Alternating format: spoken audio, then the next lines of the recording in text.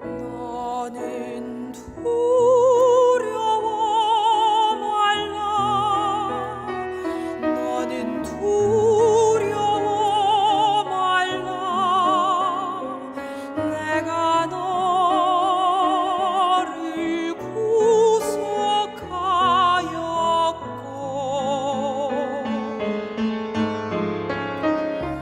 내가 너를 지명하여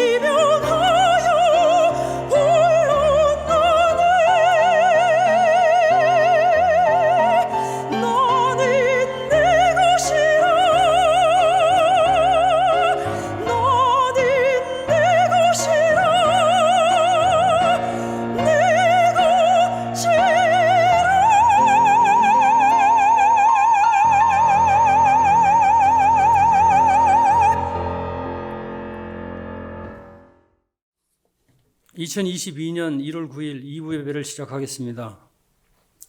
감사와 회개 기도를 드리는 시간입니다. 하나님께 감사하며 범사에 감사하며 우리 모두가 주님 안에서 죄인임을 고백하는 회개와 감사의 기도를 드리고, 지금 환우들이 있는데 환우들을 위해서 또 기도하는 시간을 갖겠습니다. 우리 서목사님이 지금 어제 그제 부스타샷을 맞고 어제 저녁부터 근육통하고 기침이 너무 심하게 발생이 돼가지고 오늘 아침에 에머전시로 가셨대요. 그래가지고 서목사님을 위해서 기도도 해드리고, 우리 또 정재기 장로님 또 방광암으로 판정이 돼가지고 또 수술 날짜 다 잡고 또 여러 가지로 또 힘든 상황이 있습니다. 그리고 지금 코로나로 인해서 또 기타 질병으로 인해서 또 많은 사람들이 고통받고 있는 사람을 위해서 회개와 감사의 기도와 함께 환우들을 위해서 기도하는 시간을 갖겠습니다. 기도하겠습니다. 좋으신 하나님 감사합니다. 저희들 늘 주님 안에서 죄인임을 고백하며 낮은 자세로 겸손하게 살아가는 저희들의 그리스도인의 신실한 삶을 살게 하여 주시옵소서. 늘 하나님을 바라보며 하나님이 비춰주시는 밝은 빛을 향하여 걸어갈 수 있는 우리 모든 그리스도인, 우리 모든 교우들 되게 하여 주시옵소서. 하나님 아버지, 늘 겸손함으로 낮은 자세로 살게 하여 주시옵고, 욕망, 욕심, 이기심 또한 다 내려놓고 하나님께 오직 영광 올리는 길로만 갈 수 있도록 저희 모든 교우들과 그리스도인들 되게 하여 주시옵소서. 또한 많은 환우들이 있습니다. 우리 서목사님, 또 우리 정재기 장로님, 기타 많은 질병으로 고생하시는 분들 하나님께서 안수하여 주시어 치유하여 주시어 늘 우리들 마음속에 하나님 주시는 평강과 평화의 마음으로 가득 차게 하여 주시옵소서. 하나님 아버지, 늘 하나님을 바라보며 하나님 믿고 주 예수 그리스도의 십자가의 사랑으로 보혈의 피로 제사받고 하나님께 의존하며 하나님께 영광 올리는 길로 우리를 모두를 인도하시옵소서. 예수 그리스도 이름으로 감사히 기도드렸사옵나이다. 아멘.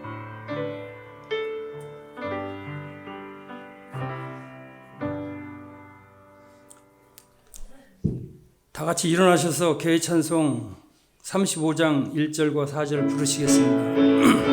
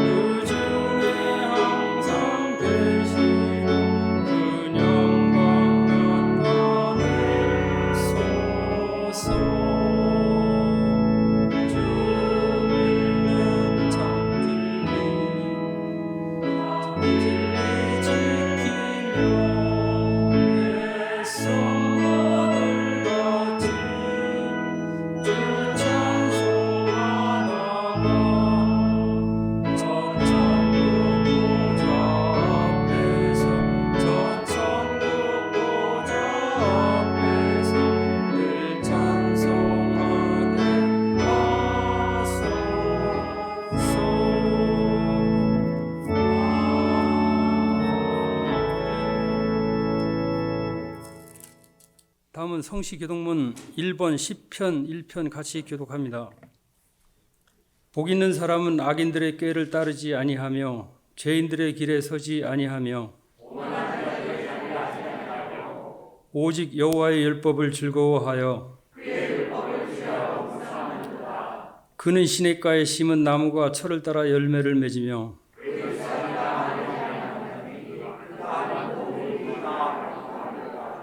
악인들은 그렇지 아니하며 그러므로 악인들은 심판을 견디지 못하며 무릇 되는 여호와께서 인정하시옵소서. 그 자리에 앉으셔서 선교 중보 기도하는 시간을 갖겠습니다. 주보를 참조하시어 쿠바를 위해 또한 세계 각지에서 하나님 나라 확장을 위해 선교하시는 선교사님들, 선교 단체를 위해서 기도드리겠습니다. 맨 뒷장에 보시면은 쿠바에 대한 설명을 간단하게 드리겠습니다. 인구는 약 1,100만 명, 수도는 아바나이고 종교는 캐톨릭이 60%, 개신교 5%, 무교가 23%입니다. 마지막에 있는 기도 제목으로는 공산주의 지배 아래에도 영향을 줄 수 있는 많은 가정교회가 생겨나도록, 이 갈급한 민족에게 더 많은 성경과 기독교 자원들이 공급되도록 세계 각곳으로 추방된 쿠바인들이 복음을 듣고 예수 그리스도의 제자가 될 수 있도록 선교 중보 기도와 기타 각자 개인이 드릴 기도를 제목을 가지고 기도드리는 시간을 갖겠습니다. 좋으신 하나님 감사합니다. 이 지구촌에 너무나 많은 사람들이 하나님을 모르고 하나님을 믿지 않고 있습니다. 그분들에게 하나님에 대한 믿음과 희망과 소망과 예수 그리스도의 십자가의 사랑을 전하시는 세계 각지의 선교사님들, 전도사님들, 그들 가정을 축복하여 주시옵고 그들이 하는 모든 일들이 하나님께 영광 올리고 한 손으로는 하나님 손을, 다른 한 손으로는 하나님을 모르고 믿지 않는 손을 붙들어 주시어 이 지구촌에 있는 모든 인류들이 하나님의 자녀로서 살아가는 기쁨을 누리며 살아가게 하여 주시옵소서. 특히 쿠바를 위해서 기도합니다. 쿠바는 미국에 근접해 있으면서 여러 가지로 어려운 조건에 있사오니 저희들의 그 기도 제목을 쿠바인들이 듣고 하나님 믿고 하나님께 감사하며 범사에 감사하는 모든 쿠바의 그리스도인들이 되게 하여 주시옵소서. 또한 저희들 개인마다 기도하는 제목들이 있습니다. 주님 안에서 이루어질 수 있도록 하나님께서 함께 하시어 저희들의 교회와 또 가정과 모든 사회와 단체들이 주님 안에서 하나 되고 하나님께 영광 올리는 길을 갈 수 있도록 그리스도의 사랑 안에서 하나 되는 지구촌의 모든 인류와 민족들 되게 하여 주시옵소서. 하나님 아버지, 늘 하나님의 사랑으로 서로에게 각자해 주시는 하나님의 진리로 살아가는 모든 지구촌의 그리스도인들 되게 하여 주시어 그리스도인들이 하나님을 아버지라 부르며 하나님의 자녀로서의 살아가는 삶을 살게 하여 주시옵소서. 사랑이 많으신 예수 그리스도 이름으로 기도드렸사옵나이다. 아멘.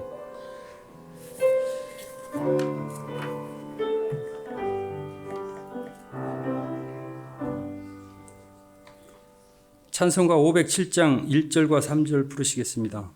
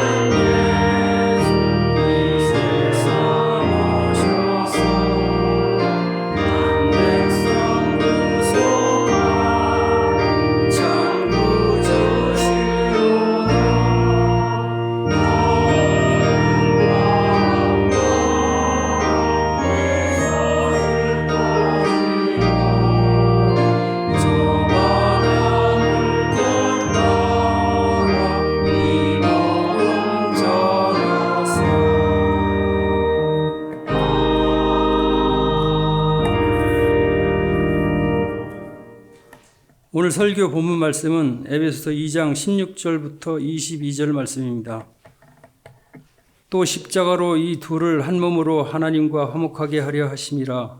원수된 것을 십자가로 소멸하시고 또 오셔서 먼 데 있는 너희에게 평안을 전하시고 가까운 데 있는 자들에게 평안을 전하셨으니 이는 그로 말미암아 우리들이 한 성령 안에서 아버지께 나아감을 얻게 하려 하심이라. 그러므로 이제부터 너희는 외인도 아니요 나그네도 아니요 오직 성도들과 동일한 시민이요 하나님의 권속이라. 너희는 사도들과 선지자들의 터 위에 세우심을 입은 자라. 그리스도 예수께서 친히 모퉁이 돌이 되셨느니라. 그의 안에서 건물마다 서로 연결하여 주 안에서 성전이 되어가고 너희도 성령 안에서 하나님이 거하실 처소가 되기 위하여 그리스도 예수 안에서 함께 지어져 가느니라. 아멘. 다음은 목적이 이끄는 삶 4기 수료소감 발표가 있겠습니다. 홍원표 집사님께서 발표하시겠습니다.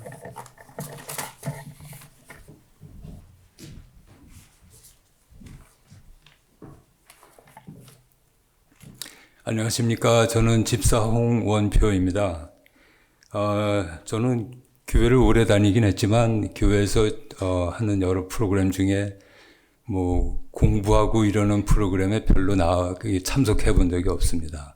예, 근데 그런 제가 부끄럽게도 이번에 처음 목적이 이끄는 삶이라는 40일간의 공부를 하고 그 엄청 뭔가 잘한 것 같아갖고 이렇게 앞에 뽑혀 나와서 예, 발표까지 하게 되니까 떨리기도 하고 긴장되고 또 좀 말이 어벙벙하게 나오거나 더듬거나 한 말 또 하거나 이렇게 될까봐 굉장히 긴장됩니다. 이 앞에 있는 제가 신기하기도 하고 부끄럽기도 하고 그렇습니다.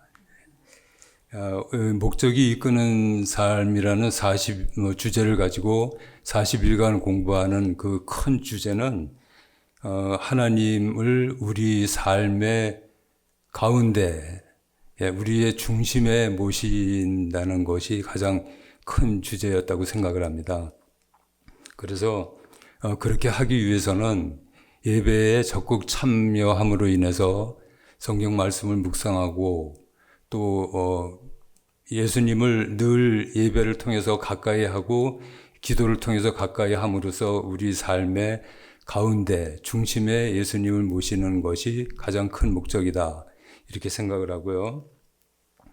또 혼자만 조용히 와서 조용히 믿고 조용히 기도하고 갈 것이 아니라 여러 이웃들과 그 믿음의 교우들과 같이 폭넓은 교제를 통해서 서로 도울 일 있으면 돕고 또 나눌 거 있으면 나누고 베풀 거 있으면 베풀고 또한 협조 또 혹은 받을 거 있으면 받고 예, 그렇게 하는 것이 좋다는 그런 가르침을 받았고요.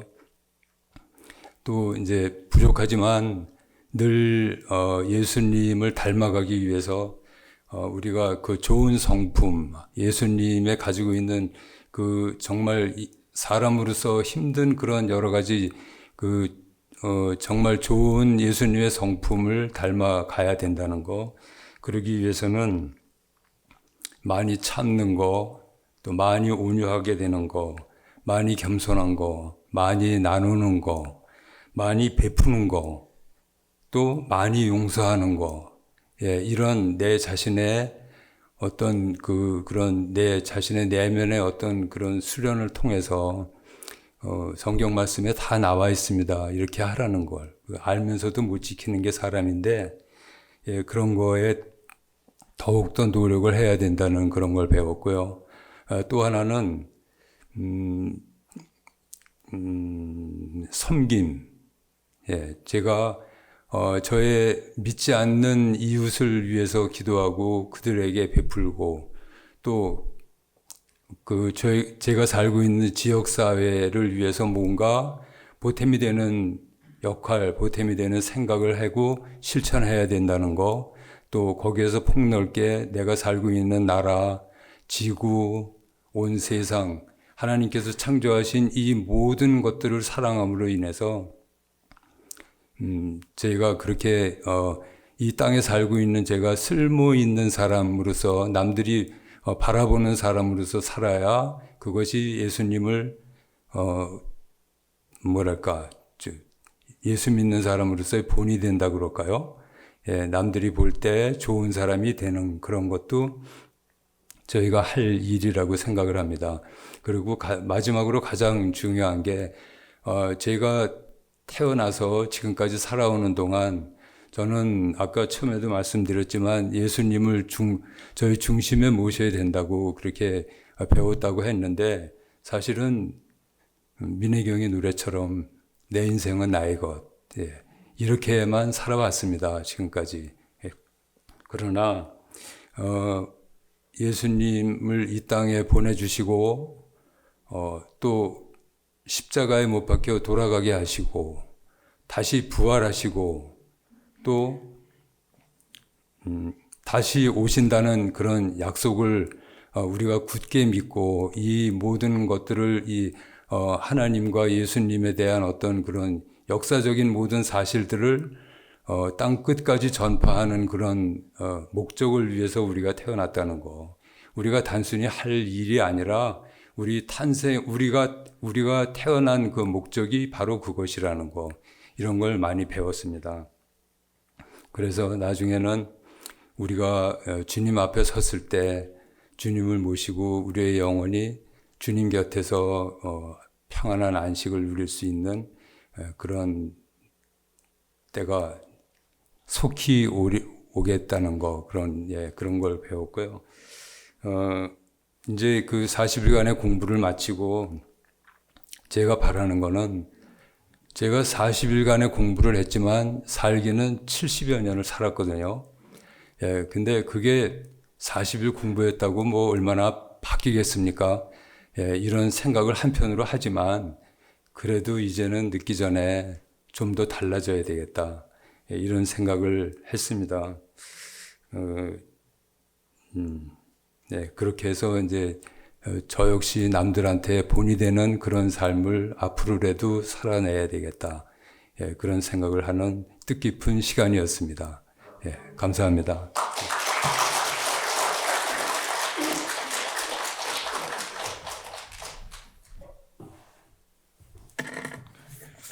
네, 우리 홍은표 집사님이 소감문을 발표하는데 되게 울림이 있어요. 참 좋다 하는 생각이 들고 오늘 나눌 그 공동체라는 주제와 또 연장선상에 있는 것 같아요. 그래서 하나님 또 이렇게 만들어 가시는구나, 스토리를 만들어 가시는구나 하는 생각이 들었습니다. 제가 선교사로서 실은 여기서 안식년을 보내고 또 코비드 때문에 한 6개월 선교지에 들어갔다 나와서 또 한 6개월 정도 지냈고 요번에도 또 비자 전환 때문에 들어와서 2개월 정도 지낸 것 같아요. 근데 그렇게 보면 제 모교회도 아니고 실은 선교사라는 그 직함이 공동체에 녹아들기에 쉽지는 않은데 성도님들이 얼마나 잘해 주시는지 정말 동생처럼 또 친구처럼 한 패밀리 멤버처럼 이렇게 격려해 주시고 챙겨 주시고 저희가 많은 사랑을 받았어요. 그래서 이 자리를 빌어서 감사하다는 마음 전하고 싶습니다. 제가 사역하는 태국에는 깨어진 가정들이 너무너무 많아요.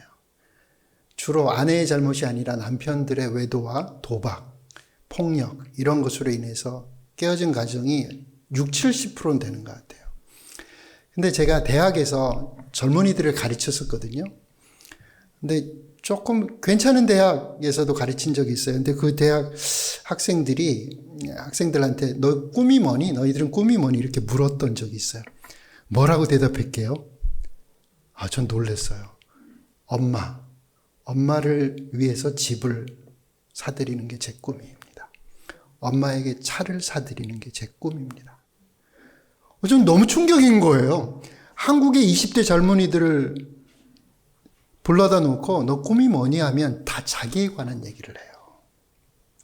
근데 어떻게 보면 한 부모 가정에서 엄마가 어렵게 우리들을 키우는 것을 목격하며 자란 이 아이들의 마음속에 엄마와의 본딩이 깊이 돼 있는 거예요. 측은지심도 있고 안쓰러움도 있고 고마움도 있고 이게 다 합쳐가지고 어떻게 보면 조금 불완전한 가정 속에서 자랐는데도 불구하고 더 공동체를 추구하고 가족을 추구하는 모습을 보면서 제 마음이 짠했던 적이 있어요. 오늘 본문은 실은 사도 바울이 쓴 서신서 중에서 에베소서는 교회에 대해서 다뤘다고 말합니다. 그리고 그 교회론의 정수, 그 중에서도 아주 보석 같고 다이아몬드 같은 구절을 딱 뽑는다면 지금 우리가 나누는 이 말씀, 뭐 한 11절부터 2장 11절부터 22절까지 말씀이라고 성경학자들은 얘기합니다.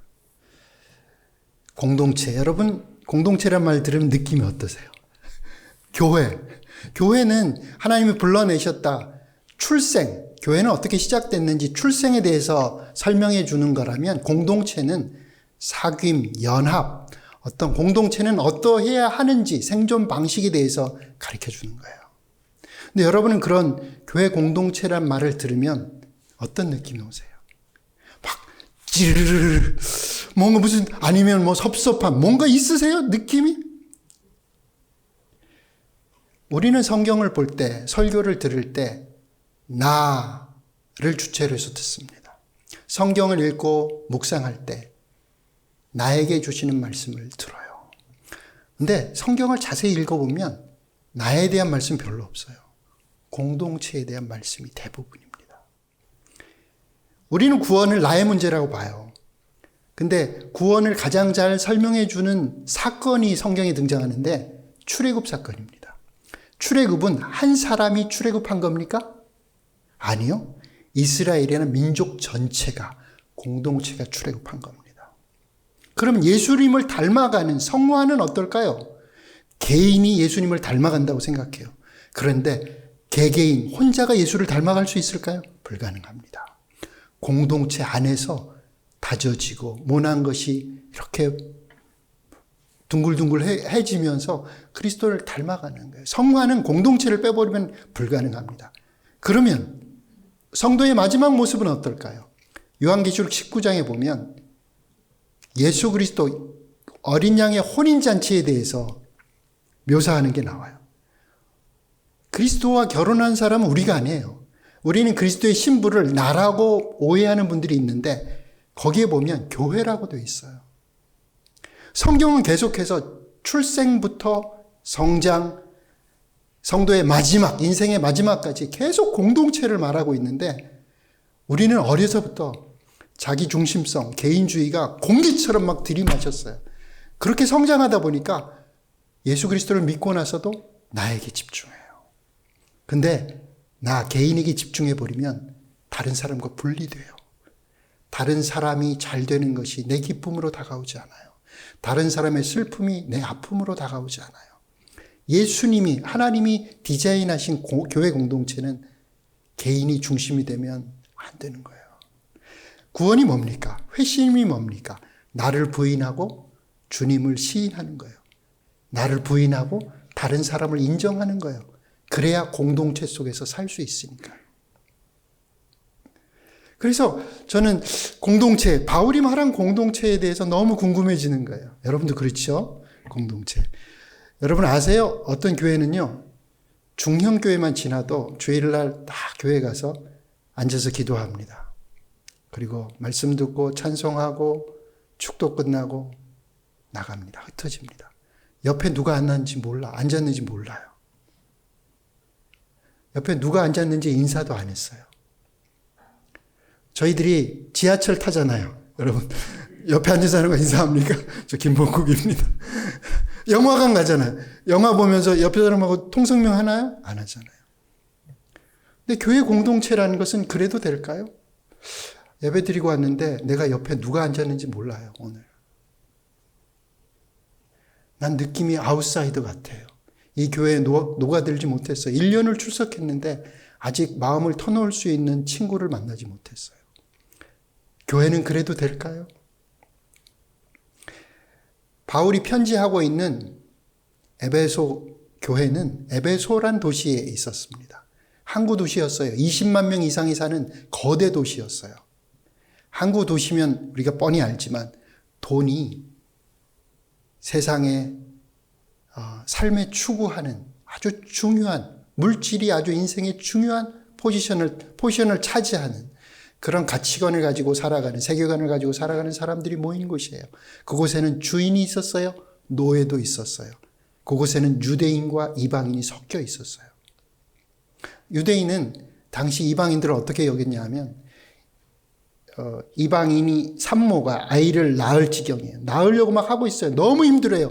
도움이 절실한 것이 눈에 보여요. 그러나 돕지 않아요. 왜요?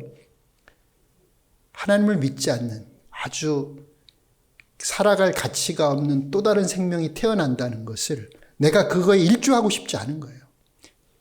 유대인들의 생각은 이랬습니다. 가치관은.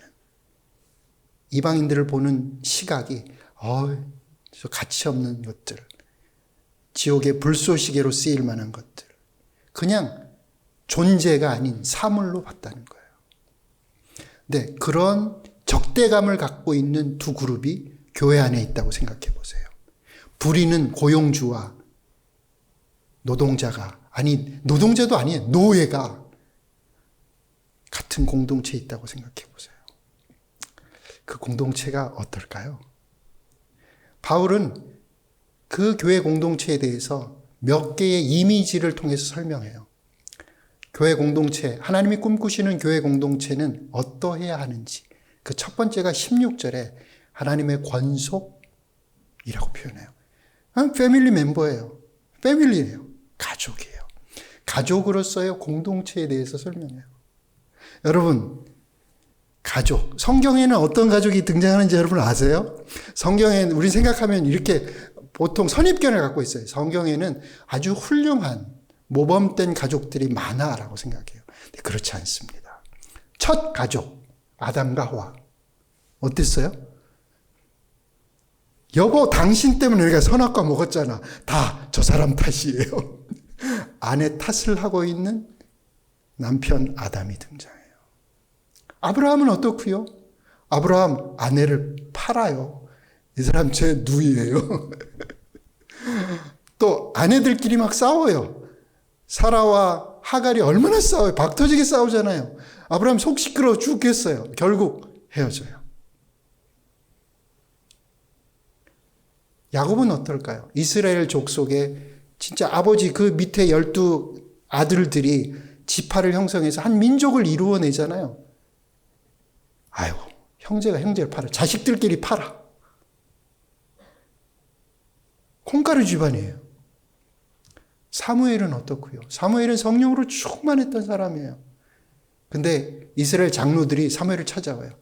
선지자님, 도저히 당신의 아들들하고는 못 살겠습니다. 당신하고 너무나 다른 당신 아들들 때문에 못 살겠습니다. 제발 왕을 세워주세요. 당신의 아들은 깜이 아닙니다. 신실한 사람 밑에 신실한 자식들이 있지 않았습니다. 다윗은 어떻고요? 하나님 마음에 합한 다윗의 가정은 어땠습니까? 자식들끼리 여기 나에 팔아먹는 게 아니라 죽였어요. 그것도 모자라서 아버지 왕위에서 끌어내리려고 아버지까지 죽이려고 했어요. 우리는 이런 얘기를 들으면서 속으로는 조금 위안이 돼요. 우리의 가정을 돌아봐요. 내가 아빠인, 내가 엄마인, 내가 아버지인, 저는 부끄러운 얘기지만 제 아들과 갈등이 많았습니다. 저의 부족함, 물론 아들도 부족함이 있지만 저의 부족함이 더 컸다고 생각해요. 그래서 그게 그 코로나 시작돼서 6개월 동안 집에 있을 때 완전 폭발했어요. 쌓였던 게 24시간 같이 붙어 있으니까 폭발한 거예요. 근데 있지 않습니까? 그 폭발한 후에 부끄럽게도 저희 아들이 먼저 눈물을 흘리며 아빠 잘못했어요 라고 사과하더라고요. 저는 울 수밖에 없었습니다. 왜요? 아들보다 더 잘못한 목사 아버지가. 참 미안했어요. 그래서 진심으로 저도 울면서 아들아 미안하다. 우리의 가정은 참 불완전합니다. 참 불완전합니다. 그래서 성경 속에 나오는 가정들이 갈등이 있고 불완전하다는 것을 보면서 마음 한구석에 위안이 됩니다. 우리 가정만 그런 게 아니구나. 근데 하나님께서 교회 공동체란 가족이라고 말합니다. 좀 안심이 되지 않아요, 여러분? 교회 공동체 얼마나 불안해요. 교회 공동체를 가족이라고 불러도 되나? 막 양심에 손을 얹으면 가책이 싫은 저 한동안 이런 얘기를 아예 못 꺼냈었어요. 자기 가족도 가족 같지 않은데 교회의 가족으로서의 교회 공동체가 말이 되나? 그만큼 우리가 에너지를 쏟고 있지 않은데, 그런 기대를 갖고 있지 않은데 어떻게 교회 공동체가 가족으로서의 역할을 할 수 있지? 누가복음 15장에는 한 가정이 등장해요. 아버지, 큰아들, 작은아들. 작은아들은 아주 그냥 페류나예요. 아버지 지금 당장 죽어버렸으면 좋겠어요. 유산 빨리 내놔요. 이 두 문장은 똑같은 의미입니다. 내 유산 지금 당장 주세요라는 말은 아버지 지금 당장 죽어버리세요. 그러니까 아주 그냥 못돼 먹은 아들이에요. 탕자라고 하잖아요. 근데 이 아들이 나갔다가 돌아와요. 아버지는 실은 하나님이잖아요. 하나님이신데 찾아 나서지 않아요. 억지로 머리채 끌고 집에 와서 이 인생을 변화시키지 않아요. 기다려요. 얼마나 소극적이에요. 근데 기다려요. 한이 없이 기다려요. 자식이 깨닫고 돌아올 때까지 기다려요. 그리고 돌아오니까 안아줘요. 하나도 처벌하거나 추궁하지 않아요. 그냥 온전한 예전처럼 사랑받는 아들의 모든 권리를 회복시켜줘요. 아무런 조건 없이. 근데 거기에는 또 다른 가족 구성원이 있어요. 큰아들이에요. 몸은 아버지와 있었지만 마음이 떠나버린, 마음이 아주 멀리 가버린 아들이에요. 근데 하나님은 이 아들에 대해서도 너 왜 그러니 꾸짖지 않아요. 아버지는 이 아들에게도 설득해요. 내게 다 네 거야. 내가 너를 얼마나 사랑하는지 아니? 왜 내 마음을 몰라주니? 이 큰아들은 자기 동생을 동생이라 부르지 않아요. 아버지 재산을 갖다가 창기와 낭비해버린 못된 놈이라고 불러요. 가족이 가족으로 받아들여지지 않아요. 여기에 정말 가족 같은 식구는 한 사람밖에 없어요. 아버지. 아버지는 큰아들에게도 작은 아들에게도 변화하기를 강요하지 않아요. 변화시키려고 막 윽박지르거나 고치려고 그런 게 전혀 없어요. 그런 의도가 전혀 없어요. 그런 시도를 전혀 하지 않아요. 무작정 사랑을 쏟으며 기다려요. 변화할 때까지. 기다리시는 하나님. 저는 교회 공동체를 가족으로 본 것에 대해서 이건 참 부담스러운데 우리한테 어떻게 하란 말이지? 교회 공동체를 보면 그 중에는 둘째 아들 같은 사람도 있고 큰 아들 같은 사람도 있고, 근데 이 하나님 아버지를 닮은 식구들은 많지 않아요. 아주 성숙한 사람들이에요. 그런데 그런 분들 계세요. 저는 나에갈 한인교회는 그런 아버지의 성품을 닮은 분들이, 그런 목사님, 그런 장로님, 그런 권사님, 집사님들이 많다고 경험했습니다. 제가 직접 경험했어요. 그래서 나야갈 한인교회는 참 좋은 공동체다, 이런 생각을 가지고 있어요. 네, 여러분, 그런 좋은 공동체일지라도 누군가는 나는 여기 오면 꼭 아웃사이더 같아. I need belong to. 나는 여기에 소속되고 싶은데 소속될 수가 없어. 여기에 내 진정하게 마음을 털어놓을 수 있는 친구가 아무도 없어. 나를 위해 누군가 기도해 주는지 난 확신이 없어. 이 공동체에 누군가가 나를 위해 기도해 주는지. 혹시 그런 느낌을 받는, 주일날 왔는데 아무하고도 인사하지 않고 그냥 왔다가 혼자 가버리는, 만약 그런 분이 계시다면 말이죠. 얼마나 마음 아픕니까? 하나님은 우리 교회 공동체가 아버지의 마음을 아버지처럼 똑같이 할 수는 없어요. 그렇지만 불쌍히 여기고 위해서 기도해주고, 여러 사람을 그럴 수는 없지만 내가 한 사람이라도 돕자, 내가 한 사람이라도 위해서 기도하자. 내가 한 사람이라도 안부를 묻자. 이런 아버지의 마음을 품은 사람들이 일어서길 원하세요.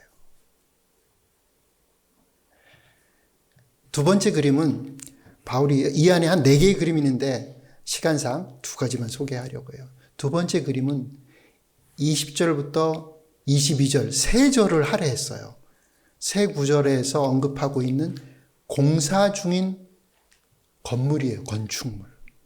저는 처음에 너무 이상했어요. 교회는 유기체거든요. 살아있는 생명체예요. 근데 그걸 건물에 비교했어요. 그래서 저는 이해가 안 가는 거예요. 그게 맞나? 우리 숨 쉬는데 호흡하는데 느끼고 아파하는데 울고 웃을 수 있는 그런 생명체인데 왜 건물에 비교했지? 그것도 막 세 절이나 막 구구장장 이렇게 절절 길게 언급을 하는 거예요.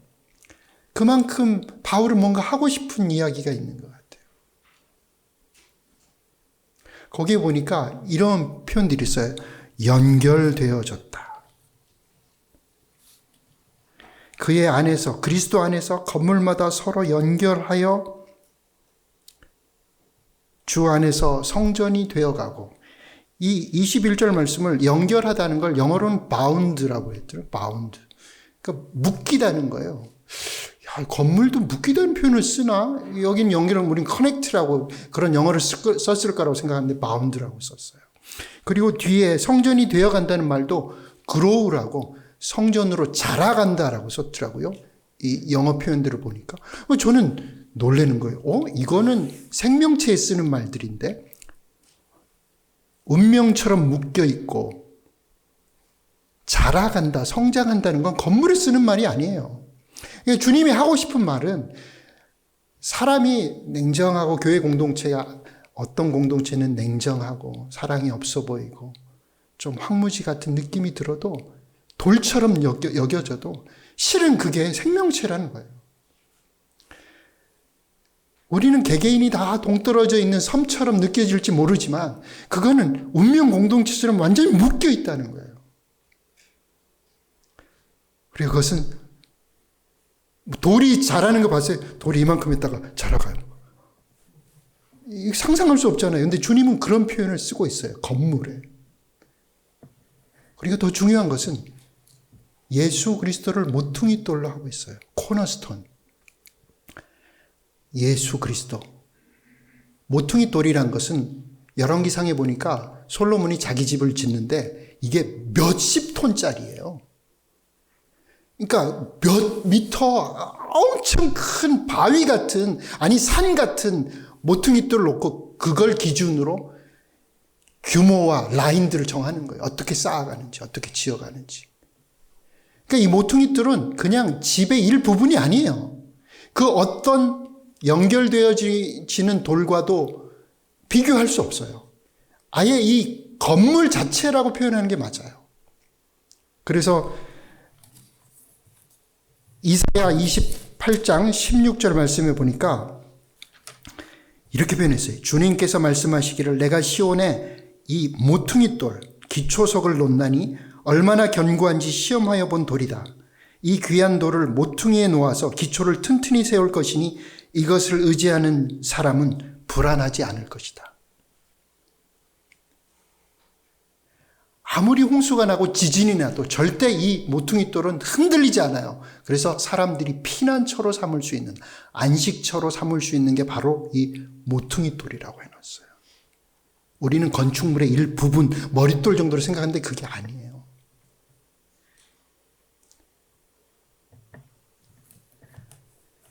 교회 공동체라는 것은 인간의 눈으로 보기에는 어느 목사님이 개척한 교회예요. 어느 선교사가 개척한 교회예요. 이렇게 우리는 말하지만 틀린 말이에요. 하나님의 가족은 누가 맨 먼저 계셨어요? 하나님이에요. 그 가족을 누가 불러 모았어요? 구원이란 거, 예수님이 영접했다는 것은 무슨 뜻입니까? 아버지로 모셔드리니까 그 다음 제 위치가 어떻게 이동됐어요? 하나님의 가족 안으로 들어온 거예요. 하나님 이미 계셨고 나보다 앞서 누군가 예수님을 나의 아버지로 모신, 나의 주, 나의 하나님으로 모신 그 사람들이 먼저 이 가족 공동체에 들어온 거예요. 그리고 제가 나중에 합류한 거죠. 이 교회의 공동체의 최초 설립자, 개척자는 아버지이세요. 아버지 하나님이세요. 이 아버지는 가족을 포기할 줄을 모르세요. 가족다워질 때까지, 교회가 교회다워질 때까지 기다리고 인내하며 사랑을 쏟아부으세요. 교회 건물로서의 교회 공동체도 여기 보니까 성령 안에서 22절에 너희도 성령 안에서 하나님이 거하실 처소가 되기 위하여 그리스도 예수 안에서 함께 지어져 가느니라. 여기 두 가지, 이 구절에서 두 가지 중요한 부분이 나오는데, 첫 번째는 성령 안에서, 이걸 영어 성경에 보면 in the spirit이라고도 쓰여 있고 어떤 번역 성경에는 by the spirit이라고 쓰여 있습니다. 성령께서 시공자 되시는 거예요. 이 건물을 지어가시는 주체가 모퉁이 돌은 예수님이고, 이 건물을 시공하는 시공자는 성령 하나님이세요. 그리고 지어져 가느니라. 아직 공사 중이에요. 완성되지 않은 건물이에요. 경제가 어려울 때 우리는 거리를 지나면서 드라이브 하면서 짓다만 큰 대형 건물, 흉물스러워요. 거대한 건물이면 그 건물이 크면 클수록, 고층이면 고층일수록 짓다만 게 얼마나 흉한지 몰라요. 우리는 실망스러운 교회 모습을 보며 어떤 분은 떠나기도 합니다. 혼자 신앙생활을 하는 게 낫겠다고 교회를 떠나기도 해요. 교회라면 진절머리를 치기도 해요. 왜요? 불완전하니까. 근데 오늘 성경은 평생을 두고 주님이 오실 때까지 교회는 계속 지어져 가고 있다고, 성장하고 있다고, 완성을 향해 나아가고 있다고, 지금이 전부가 아니라고, 지금 모습을 보고 판단하지 말라고, 그렇게 말씀해요.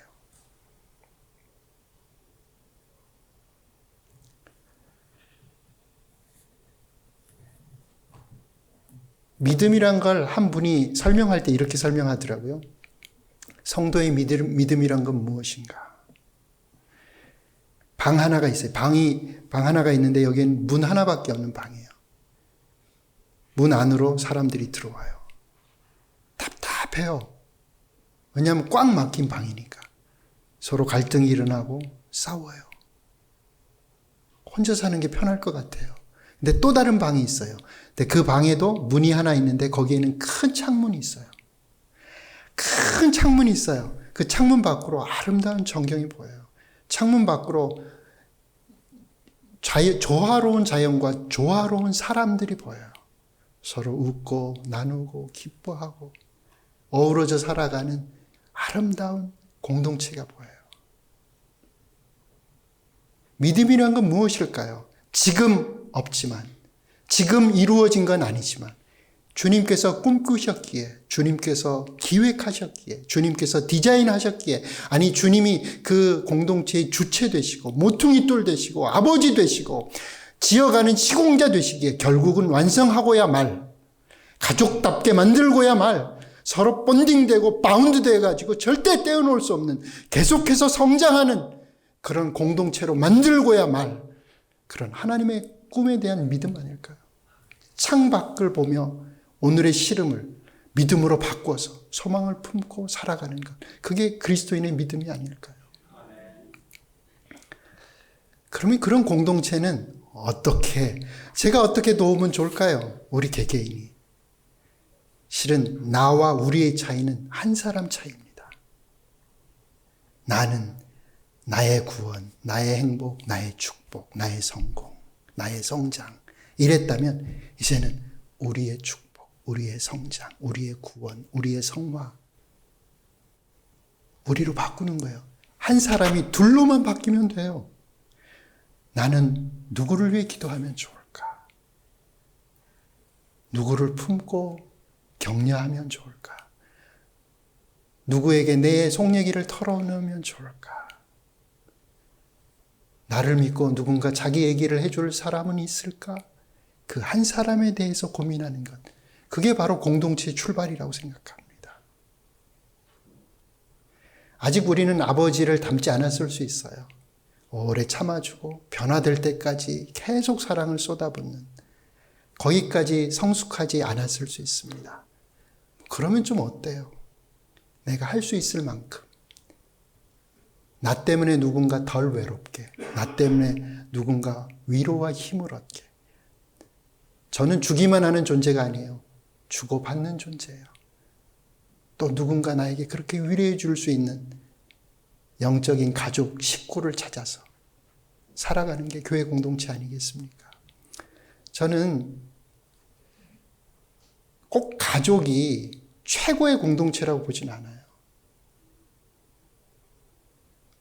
어떤 가족은 밖에 나가서 정말 내 속 이야기를 다 할 수 있고 나를 공감해주고 내 편이 돼주는 친구가 가정 밖에 있을 수도 있어요. 저는 교회 공동체가 가정을 돕는 데 좋은 역할을 해줄 수 있다고 생각합니다. 외로운 개인을 돕는 데 정말 좋은 가족이 될 수 있다고 생각해요. 나에가라 한인교회는 좋은 공동체의 이미, 하지만 주님께서 더 성장해 가라고, 성숙해 가라고, 자라가라고 말씀하셨으니까 주님과 뜻을 같이 해서 그렇게 성장해 가면 좋을 것 같아요. 혹시나 이 말씀을 듣는 분 중에 아휴, 내 코가 석잔데 난 속 시끄럽게 사는 거 질색이야. 나는 그냥 여전히 나 개인에게 집중하며 살래. 내 편한 대로 살래. 혹시 이런 분이 계시다면 말이죠. 여러분, 성경을 들여다보면 우리가 거듭난 것, 니고데모, 요한복음 3장을 보면 니고데모는 중생이란 표현을 써요. 2번 났다고. 근데 예수님은 그 표현을 쓰지 않으세요. 위로부터 났다, 위에서 났다, 또 성령으로 났다, 이런 표현을 써요. 그 말은 우리가 원해서 난 게 아니에요. 우리의 힘으로 난 게 아니에요. 우리의 지혜로 난 게 아니에요. 우리의 믿음으로 태어난 게 아니에요. 우리가 거듭나고 다시 태어난 것, 하나님 안에서 가족이 된 것은 실은 우리 의지로 된 게 아니에요. 우리의 노력으로 된 게 아니에요. 성령으로 된 것이고 위에서부터 된 것이에요. 그렇다면 시작점부터 우리가 계획한 인생이 아니에요. 하나님은 다 계획이 있으세요. 우리를 불러낼 때부터, 하나님의 가족으로 삼을 때부터 계획이 있으셨어요. 어떻게 성장해 갈 것인지, 어떻게 생존해 갈 것인지, 공동체라는 프레임을 갖고 계획을 가지고 우리를 부르셨어요. 근데 우리가 그 공동체는 그냥 공동체, 교회는 교회고 나는 나고 이렇게 분리해서 생각하면 하나님의 의도와 너무 멀리 가버리는 거예요. 때로 어떤 분은 교회 공동체가 불편하게 느껴질지라도 교회에 소망을 품고 내가 이 교회라는 패밀리의 일원이구나. 우리는 어떤 분들이 그렇게 당신이 교회입니다. 이 정확히 틀린 말입니다. 당신이 교회, 적어도 성경은 절대 당신이 교회라고 말한 적이 없어요. 우리가 교회인 거죠. 개개인은 교회가 아니에요. 근데 많은 분들이 오해해요. 나가 교회구나, 내가. 혼자는 교회가 아니에요. 주님은 주님 자체도 성부, 성자, 성령 공동체로 존재하시고 하나님의 형상을 담는 거란 것은 그 공동체로 계신 하나님의 모습을 따라 사는 거예요. 그래야 예수처럼 살 수 있어요. 그래야 예수처럼 닮아갈 수 있고 성품이 빚어질 수 있습니다. 근데 많은 분들이 이 공동체를 간과하고 나에 집중해요. 그래서 사랑하는 우리 나에가라 한인교회 성도님들은 나를 공동체, 가족 공동체로 부르신, 그리고 몸 같은 건물, 그렇지만 지금 지어져 가고 있기에 어떨 때는 흉물스럽기도 하고 너무나 실망스럽기도 한, 그렇지만 언젠가는 완성될, 나보다 더 중요한 모퉁이돌 엄청난 큰 바위처럼 버티고 계신 그분과 이 가족 공동체의 설립자로서 변함없이 포기하지 않으시고 열일하고 계시는 그런 아버지께서 이 교회 공동체의 주인이시라는 것, 그분이 최선을 다해서 완성의 모습으로 달려가고 있다는 것, 힘을 쏟고 있다는 것을 우리가 기억하면 공동체에 대해서 소망이 생겨요. 그리고 내가 이 공동체에서 변화되고 이 공동체에서 울고 웃고 이 공동체에서 주님을 닮아가야 되겠구나. 이게 성도의 인생이구나. 이게 성도의 생존 방식이구나 하는 것을 여러분 누리시게 될 겁니다. 지금도 좋은 공동체지만 앞으로 그렇게 성장하는 공동체, 풍성한 공동체로 성장해가는, 자라가는 귀한 성도님들 교회 공동체 되시기를 주님의 이름으로 축복합니다. 기도하겠습니다. 좋으신 하나님 참 감사합니다. 섬처럼 살고 때로 고독을 느끼는 불완전한 가족 속에서 가끔 시름하고 신음하고 힘들어하는 우리 인생, 저희들에게 주님 말씀하십니다. 나는 너를 공동체로 불렀다고. 가족 같은 공동체, 서로 묶여지고 연결돼서 뗄 수 없는 운명 공동체로 불렀다고. 지금은 좀 실망스럽지만 점점 성장하고 자라가는 진행형의 공동체로 불렀다고 주님 말씀하십니다. 감사합니다. 홀로 있게 안 하셔서. 주님, 우리가 서로 더 깊이 연결되게 하시고 묶이게 하시고 사랑하게 하시고 아버지의 마음을 품은 기특한 자식들로, 성숙한 자식들로 성장해 갈 수 있도록, 그래서 주님이 꿈꾸시는 가족 같은 공동체, 주님이 꿈꾸시는 계속해서 연결되어지고 성장해가는, 성숙되어지는 공동체를 이룰 수 있도록 마지막 날에 예수 그리스도의 정결한 신부의 모습으로, 교회 공동체의 모습으로 하나님께 드려질 수 있도록 하나님 축복해 주시옵소서. 예수 그리스도의 이름으로 기도 올리옵나이다. 아멘.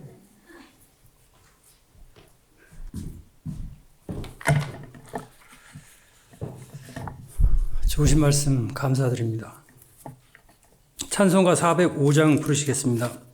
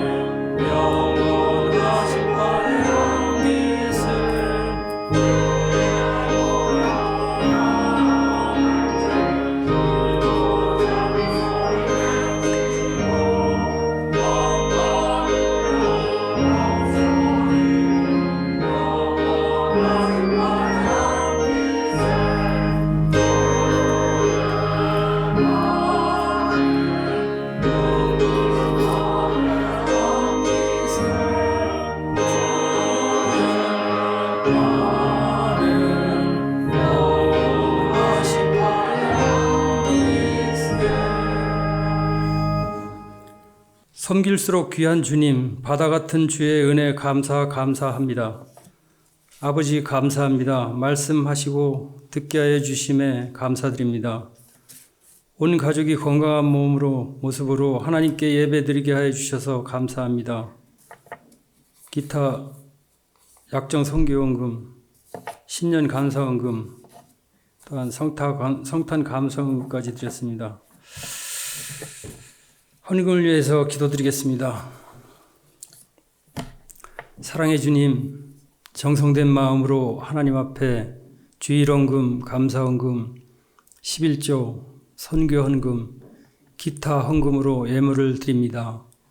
이 예물을 통하여 선교사를 돕고 심령이 가난한 자를 돕고 저희 교회의 각 부서와 각 기관과 모든 곳에 은혜롭게 쓰여지게 하여 주시고 모든 가정에 하나님의 은혜와 평강이 넘치게 부어 주시옵소서.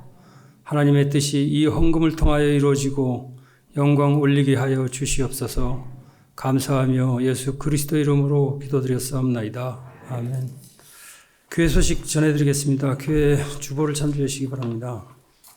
오늘 설교해 주신 김봉국 선교사님 1월 13일 다시 사역지로 출국합니다. 사모님과 함께 가시는데 잘 가시도록 기도 부탁드리겠습니다. 22년도 목자들 참고해 주시고 유년부 유치부 학생의 주일학교 대면 모임을 당분간 중단합니다. 가정예배 교환이 생명의 삶 토요일에 개최되어 있습니다. 묵상 나는 밤 상설방, 목적이 이끄는 삶 5기 공부, 그 다음에 온타리오 주정부의 제재 2단계, 지금 코로나 오미크론 해가지고 너무 이렇게 심각하게 지금 전파 속도도 빠르고 하니까 여러분들이 건강 유념해 주시고 예방수칙 잘 지켜주시고 또 이렇게 부사샷이라든지 이렇게 주사 맞을 때 조심해 주셨으기 바랍니다. 나머지는 교회 주보를 참조해 주시기 바랍니다. 다 같이 일어나셔서 폐찬송 393장 1절만 부르시고 김봉국 선교사님의 축도하심으로 주일 2부 예배를 모두 마치도록 하겠습니다.